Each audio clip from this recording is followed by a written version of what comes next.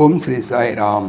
శ్రీ మూడవ అధ్యాయంలోని 40వ శ్లోకం గురించి ఈరోజు తెలుసుకోబోతున్నాం. సాయిరామ్. భగవానుడు గత శ్లోకములో జ్ఞానము కామముచే కప్పబడినదని, అది జ్ఞానకి నిత్యశత్రు అని, అగ్ని వలె పూజింప శక్యము కానిదని, అగ్ని వలె దహించున్నదని చెప్పారు. అటువంటి కామము నశింపజేసే ఉపాయం చెప్పబోతుండగా అది ఉండేటువంటి స్థానాన్ని వచించుతున్నారు. ఇంద్రియాణి మనో బుద్ధిరస్యాధిష్టానముచ్యతే ఏతైర్విమోహయత్యేష జ్ఞానమావృత్య దేహినం. ఇంద్రియాణి ఇంద్రియములు, మనః మనస్సు, బుద్ధి అస్య దీనికి అనగా ఈ కామమునకు అధిష్టానం ఆశ్రయమని ఉచ్యతే చెప్పబడుతున్నది.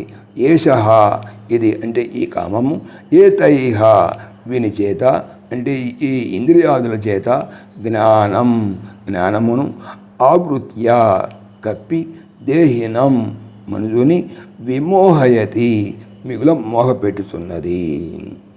తాత్పర్యం: ఈ కామమునకు ఇంద్రియములు, మనస్సు, బుద్ధి ఆశ్రయములని చెప్పబడుతున్నవి.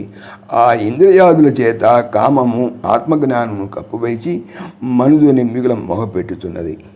ఇంతదొనక కామం యొక్క స్వభావములు వర్ణించి చెప్పి ఇక దాన్ని తొలగించి వేసేటువంటి ఉపాయం చెప్పబోతూ మొట్టమొదట అదే ఆశ్రయించినటువంటి స్థానము చెప్తున్నారన్నమాట. సాయిరామ్.